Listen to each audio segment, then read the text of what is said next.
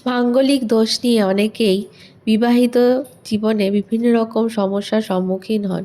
আবার অনেকে বৈবাহিক জীবনে প্রবেশ করার আগেও মাঙ্গলিক দোষের কারণে নানা বাধার বিপত্তির সম্মুখীন হন। তাই আপনার ছেলের যদি মাঙ্গলিক দোষ থাকে তা বিবাহের আগে দূর করা অবশ্যই প্রয়োজনীয়। মঙ্গল দোষের প্রভাবে বিবাহে বিলম্ব হয়, বৈবাহিক সম্পর্কে বিচ্ছেদ আসে।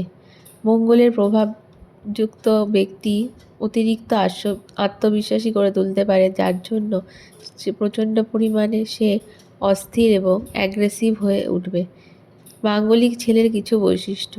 মাঙ্গলিক ছেলেরা সাধারণত তাদের সাধনায় চালিত হয় এবং উদ্যমী হয়। তারা উচ্চাকাঙ্ক্ষী হয় পেশাগত দিক থেকে এবং জীবনে তারা উচ্চ লক্ষ্যে পৌঁছাতে চায়।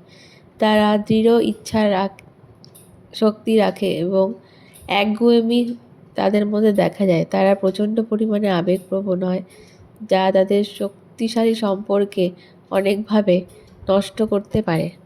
মাঙ্গলিক দোষকে ভয়ঙ্কর মনে হলেও কিছু কাজ করলে এর থেকে প্রতিকার পাওয়া যায় এবং এটিকে নিরপেক্ষ করার জন্য এই জিনিসগুলি অবশ্যই করতে পারেন। মঙ্গলের দোষ কাটানোর জন্য আপনার মাঙ্গলিক ছেলেকে একটি কলা গাছ বা পিপল গাছের সঙ্গে বিবাহ দিন। আর নিয়মিত মঙ্গল মন্ত্র ওম ক্রাম ক্রিম কুরুম স্বাহা ভৌমায় নমঃ এই মন্ত্রটি পাঠ করতে হবে। তাছাড়া হনুমান চল্লিশা পাঠ করতে হবে। মঙ্গলবার দিন উপোস করলে এবং ব্রত পালন করলে, তার সাথে সাথে ভগবান হনুমানের পূজা করলে মঙ্গল গ্রহকে শক্তিশালী করতে পারবেন।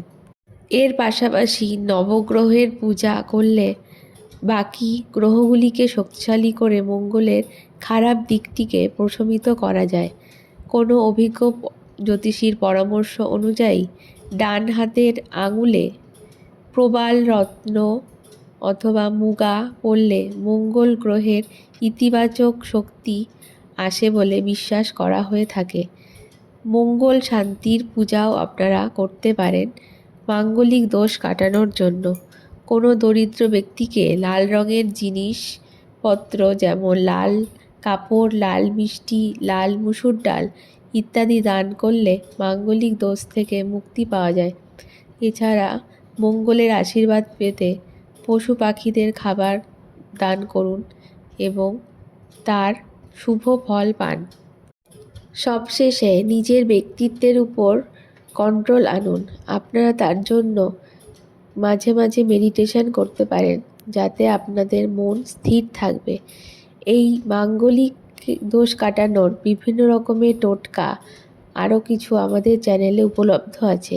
সেই সমস্ত কিছু আমরা ডেসক্রিপশানে লিংক দিয়ে দেব, সেইগুলি ফলো করবেন এবং এরকম আরও ভিডিও পাওয়ার জন্য আমাদের চ্যানেলটিকে অবশ্যই সাবস্ক্রাইব করে দেবেন। ধন্যবাদ।